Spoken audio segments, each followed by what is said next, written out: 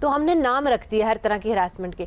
तो जो घूरता है उसका नाम घूरन चट्टू रख दिया, जो सुराखों में से झांकता है उसका नाम झांकू जमूरा रख दिया। ये बुरी तरह हरासा करते हैं और वो हरासमेंट खाली सेक्सुअल हरासमेंट नहीं है, उसमें वर्बल हरासमेंट भी है और उनके साथ खदोखाल के बारे में बातें करना। बाजार में मूढ़े के ऊपर बैठे होते हैं, बिल्कुल बुजुर्ग जो बैठे होते हैं वो शुरू हो जाते हैं देखना कोई भी।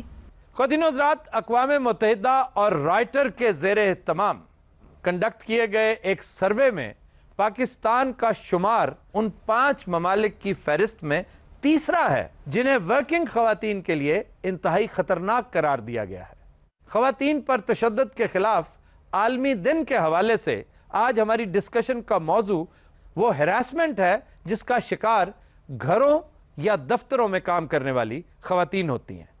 आज इस हवाले से हमने दावत दे रखी है डॉक्टर फौजिया सईद साहबा को। आप इस मौजू पर लिखी गई एक इंतहाई खूबसूरत किताब वर्किंग विद शार्क्स की ऑथर हैं। डॉक्टर साहबा, इंतहाई इख्तिसार के साथ ये बताइए कि किस किस तरह से हरास होती है वर्किंग वुमन? ये तो जो सबसे आम है वो घूरना है, छूना है, फजूल किस्म के वाहियात गाने गाना, जुमले कसना, वहाँ से लेके फिर आप जब एक अथॉरिटी की पोजीशन में होते हैं तो उस अथॉरिटी को इस्तेमाल करना। आप कहते हो आपका ओवर टाइम मैं नहीं क्लियर करता जब तक ये ना हो, या आप इस तरह की बहुत सारी मुश्किल असाइनमेंट्स दे देना जी, और आपको देर तक बैठाना अगर काम नहीं भी हो तो। इसकी हमने बड़े इंटरेस्टिंग कार्टून्स बनाए थे, उसको हमने टेक्सोनॉमी ऑफ सेक्सुअल हरासमेंट कहा था। तो हमने नाम रख दिया हर तरह की हरासमेंट के।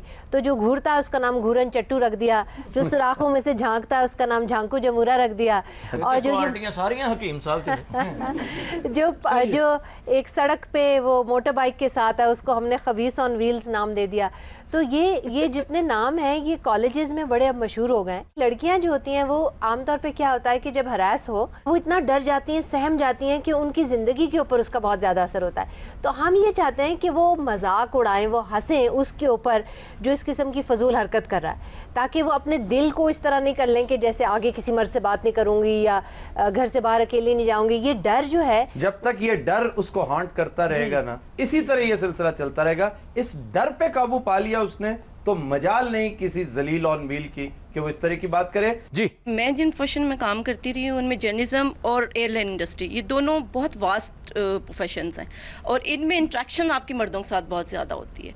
तो उसमें ये होता है कि मर्द तो मैक्सिमम, मुझे ये लगता है कि 1973 से पहले तो कोई लॉ भी नहीं था, और ये MIT ने रिसर्च की थी उनके प्रोफेसर्स ने, उसके बाद इसके ऊपर लॉ बनने शुरू हुए थे। और जो लॉ बाहर के मुल्कों में है वही पाकिस्तान में है, लेकिन इम्प्लीमेंटेशंस नहीं है। होता क्या है कि जो लड़कियां बेचारी जिन्होंने अपने घरों के चूल्हे जलाने हैं और वो घरों से कामों के लिए निकलती हैं, ये बुरी तरह हरासा करते हैं। और वो हरासमेंट खाली सेक्सुअल हरासमेंट नहीं है, उसमें वर्बल हरासमेंट भी है और उनके साथ खदोखाल के बारे में बातें करना और उनके SMS करना, साइकोलॉजिकल हरासमेंट और लेटर्स लिखना। वो इतना डर जाती हैं और बच्चियाँ कि वो फिर या तो जॉब छोड़ने पे मजबूर हो जाती हैं, या फिर यूजुअली होता ये है कि उनके पेरेंट्स डर जाते हैं। कई ऐसे रिश्तेदार होते हैं जो आपको हरासा करते हैं और वो बच्चियाँ अपने पेरेंट्स को नहीं बता सकती। मैंने यहाँ तक देखा है कि बहुत सारे जगहों पर, बहुत सारी फैमिलीज़ में आप ये सुनते हैं कि जो बच्चियाँ हैं उनकी बहनों के शौहर, उनके कोई ऐसे अंकल्स जिनका उनका ब्लड रिलेशन नहीं होता, इवन ब्लड रिलेशंस, वो भी बच्चियाँ जब घर में अकेली होती हैं तो उनको हरासा करते हैं। अब ये इतनी बदतरीन शक्ल है और इतनी बुरी सिचुएशन है कि इसके ऊपर आप बताएं, हम लोग तो चलो वर्किंग लेडीज़ हैं, शायद इसके ऊपर आहिस्ता आहिस्ता हम टेक्टफुली हैंडल कर लेते हैं और हम सीख भी लेते हैं चीज़ों को। और मगर ये जो बच्चियाँ बिल्कुल नए काम के लिए निकलती हैं उनमें से 90-80% तो बेचारी बिल्कुल ही घुट जाती हैं। इस पर बहुत सारे वर्कशॉप और फोरम्स होने चाहिए और घरों में अब माएँ जो हैं वो अपनी बेटियों की बेसिक ग्रूमिंग्स करें, क्योंकि अभी तो हर शोबे में लड़कियों को काम करने की ज़रूरत है। आपने देखा होगा आज से 15-20 साल पहले तो सेल्स गर्ल्स और इनका इतना था ही नहीं, ऑफिसेज में काम करने का थोड़ा बहुत ट्रेंड था और वो भी हर लड़की को इजाज़त नहीं होती थी। बहुत मुश्किल से बगावत करके लड़कियां घरों से इजाज़त लेके निकलती थी काम करने के लिए। लेकिन वर्क प्लेस पे अभी तक, वर्क प्लेस पे क्या, आप पार्क्स में चले जाएं, आप सिनेमाज में चले जाएं, आप सड़कों पे चले जाएं, कोई ऐसी जगह नहीं है जहाँ लड़कियों को बख्श दिया। ओवरऑल खवातीन की, खुसूसी तौर पर नौजवान खवातीन की ग्रूमिंग जितनी ज़रूरी आज है वो 20 साल पहले नहीं थी। जी। अगर हम लोग बाज़ार वगैरह में जाएं तो वहाँ पे हमारे जो बुज़ुर्ग बैठे होते हैं, नौजवान को तो आप अभी छोड़ ही दे, मैं अपने बुज़ुर्गों की बात कर रही हूँ जो 70-80 साल के बाज़ार में मूढ़े के ऊपर बैठे होते हैं। राशाज़दा। बिल्कुल, बुज़ुर्ग जो बैठे होते हैं वो शुरू हो जाते हैं देखना कोई भी। वाह।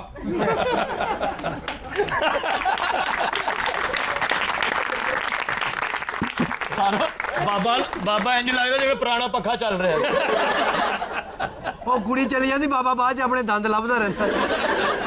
पता है क्यों है ऐसा? क्यों है? सिर्फ इसलिए कि ये अनफॉर्चुनेटली ये बदखसलती जिबिल्लत का हिस्सा बन जाती है। जी, ये तो बच्चे भी वहाँ जो फिर रहे हैं, नौजवान या छोटे बच्चे जो फिर रहे हैं उन बुजुर्ग के इर्द गिर्द, तो वो भी तो यही समझे ना, अगर हमारे बुजुर्ग कर रहे हैं तो हम भी ऐसे ही बच्चियों को छेड़ेंगे। बड़ा बदनसीब है वो माशरा जिसके रोल मॉडल्स ऐसे हैं। बच्चे समझे होंगे ये साडा कौमी खेल है।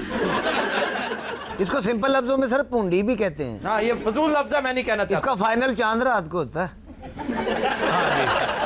ਜਦੋਂ ਮੁੰਡੇ ਨੂੰ ਛਿੱਤਰ ਪੈਂਦੇ ਨੇ ਫੇਰ ਕਹਿੰਦਾ ਇਹ वैसे मैं एक बात बताऊं, ये बात मजाक में टालने वाली नहीं है, ये बात शर्मिंदा होने वाली है। और मैं जाती तौर पर शर्मिंदगी महसूस करता हूं कि जब भी इस जलालत का तस्करा होता है, विलन्स मर्द होते हैं। सारा अफसर भी एडे घटिया ने। ओए गल ध्यान करो, कटिया की होए? ਉਹ ਵੇਖਦੇ ਨਹੀਂ ਔਰਤ ਕਿਹੋ ਜੀ, ਮੂੰਹ ਕਿਹੋ ਜਿਹਾ, ਮੇਰੀ ਸੀਟ ਕਿਹੋ ਜੀ, ਉਹਦਾ ਫਾਇਦਾ ਚੁੱਕਦੇ ਨੇ ਜਨਾਬ। बेशर्मी ना, बेशर्मी, बेगैरती पर उतर आए जब बंदा, हाँ जी। तो कुछ भी कर सकता है। वो एडे बड़े ऑफिसर ਨੂੰ ਤੁਸੀਂ ਬੇਸ਼ਰਮੀ ਕਹਿੰਦੇ ਹੋ? बात सुनो, क्यों करते हो इस तरह? क्यों ना करूं, मेरी मतहत है, वो मेरे को काम करती है। तो फिर इसका मतलब है तुम उसके क्या हो? मैं उसका बॉस हूं, मुझसे तनख्वाह लेती है वो। बेशर्मी की इंतहा है। मैं 20,000 रुपए की तनख्वाह बताइए जनाब। मरना याद नहीं तुम्हें? ਉਹ ਮੈਨੂੰ ਹੈਗਾ ਜਾਂ ਨਹੀਂ ਹੈਗਾ, ਮੈਨੂੰ ਛੇੜਨ ਦਿਓ ਬਸ, ਛੱਡ ਦਿਓ ਮੇਰੇ ਹਾਲ ਤੇ। ਇਹ ਤੇ ਏਡਾ ਨਹਿਜ ਜੇ ਫਰਿਸ਼ਤਾ ਵੀ ਪੁੱਛਣਾ ਦਾ ਭਾਈ ਮਾਰ ਕੇ ਆਪੇ ਉੱਤੇ ਆ ਜੀ, ਮੈਂ ਨਹੀਂ ਜਾਣਦਾ। ਅਸਲ 'ਚ ਗੱਲ ਕਰਨ ਵਾਲੀ ਚਾਰ ਹੋਰ ਕੁੜੀਆਂ ਸਨ, ਤੂੰ ਚੁੱਪ ਕਰ, ਤੇਰੀਆਂ ਬਾਜੀਆਂ ਕੰਮ ਕਰਦੀਆਂ ਨੇ। नहीं, वैसे ये बात भी काबिल गौर है कि जिन लोगों की खामखा सैलरियां बढ़ जाती हैं, जिन पर मराद की भरमार कर दी जाती है, उन्हें गौर करना चाहिए कि क्यों ऐसा हो रहा है। उस वक्त की खामोशी इनफैक्ट एक तरह का अप्रूवल होता है। ਉਹ ਕਿਉਂ ਨਹੀਂ ਗੱਲ ਸਮਝ ਰਿਹਾ? ਬਾਂਦਰਾ ਨਾਲ ਯਸੂ ਪੰਜੂ ਖੇਡਣ ਵਾਲੇ ਬੜਾ ਤੁਹਾਡਾ ਗਿੱਲੀ ਸ਼ੁਰਲੀ ਵਰਗਾ ਮੂੰਹ ਹੈ। ਪੁਰਾਣੀਆਂ ਮਸਵਾਕਾਂ ਅੱਗੋਂ ਵੱਢ ਕੇ ਵੇਚਣ ਵਾਲੇ ਆ। ਕਹਿਣ ਦਾ ਮਤਲਬ ਇਹ ਵੀ ਤੁਸੀਂ ਕਿਉਂ ਨਹੀਂ ਇੱਜ਼ਤ ਕਰਦੇ ਧੀਆਂ ਭੈਣ? ਉਹ ਕਿਉਂ ਨਹੀਂ ਸਮਝ ਆਉਂਦੀ? ਝਾੜੂ ਚੋਂ ਤੀਲੇ ਕੱਢ ਕੇ ਗੱਤਕਾ ਖੇਡਣ ਵਾਲੇ। बोल रहा हूँ छिले अखरोट के मुंह वाले। ਜਿੰਨੀ ਤੁਸੀਂ ਮੇਰੀ ਬੇਇੱਜ਼ਤੀ ਕੀਤੀ ਹੈ ਨਾ, ਜਿੰਨੀਆਂ ਲੜਕੀਆਂ ਮੇਰੇ ਕੋਲ ਕੰਮ ਕਰ ਰਹੀਆਂ ਨੇ ਮੇਰੇ ਮਤਹਿਤ, ਸਾਰੀਆਂ ਮੇਰੀਆਂ ਧੀਆਂ ਭੈਣਾਂ ਨੇ, ਸਿਸਟਰਾਂ ਨੇ ਮੇਰੀਆਂ। बेहतरीन, शाबाश। मगर दो के ਵਿੱਚੋਂ ਕੱਢ ਲਓ। क्यों? वो क्यों निकाल ले? बाज नहीं आएगा ये कच्चे खूह का पक्का खुसरा। ਮੈਂ ਜਨਾਬ ਮੈਨੂੰ ਮਾਫ ਕਰ ਦਿਓ, ਮੇਰੇ ਪਿਓ ਦਾਦੀ ਤੋਂ ਉਹ ਵੀ ਦੋ ਲੈ ਜਾਓ ਮੇਰੇ ਨੂੰ। ਮੈਨੂੰ ਨੇਕ ਬਣਾ ਕੇ ਤੁਸੀਂ ਜੋ ਘਟਣਾ ਹੈ ਨਾ ਕੱਢ ਲਓ। ਇਹ ਵੀ ਦੋ ਮੇਰੀਆਂ ਭੈਣਾਂ, ਇਹ ਵੀ ਮੈਂ ਛੱਡੀਆਂ, ਇਹ ਵੀ ਮੇਰੀਆਂ ਭੈਣਾਂ। ਨਾਲ ਤੇ 10 ਜਿਹੜੀਆਂ ਕੁੜੀਆਂ ਕੰਮ ਕਰ ਉਹ ਵੀ ਮੇਰੀਆਂ ਭੈਣਾਂ। ਜਿਹੜੀਆਂ ਨਹਿਰ ਦੇ ਉੱਤੇ ਫਲ ਵੇਚਦੀਆਂ ਉਹ ਵੀ ਮੇਰੀਆਂ ਭੈਣਾਂ। ਆ ਜਿਹੜੀਆਂ ਅੱਡੇ 'ਚ ਲੋਹਾ ਚੁੱਕਦੀਆਂ। ਮੈਂ ਕਹਿੰਦਾ ਜਿਹੜੀਆਂ ਸਟੇਸ਼ਨ ਤੇ ਸੁੱਤੀਆਂ ਨੇ ਟ੍ਰੇਨ ਦੇ ਇੰਤਜ਼ਾਰ 'ਚ ਉਹ ਵੀ ਮੇਰੀਆਂ ਭੈਣਾਂ ਨੇ। ਜਿਹੜੀਆਂ ਜੋ ਪੜ੍ਹਦੀਆਂ ਪਈਆਂ ਨਾ ਉਹ ਵੀ ਮੇਰੀਆਂ ਭੈਣਾਂ ਨੇ ਭਾਈ। ਜਿਹੜੀਆਂ ਮੇਰੀਆਂ ਬੀਵੀਆਂ ਨੇ ਉਹਨਾਂ ਨੂੰ ਮਾਫ ਕਰ ਦਿਓ ਜਾਂ ਮੈਂ ਉਹਨਾਂ ਨੂੰ ਭੈਣਾਂ ਕਹਿ ਦਿਆਂ। ਅਸਲ ਮੇਰਾ ਅੰਡ ਪਖਿਆ। बात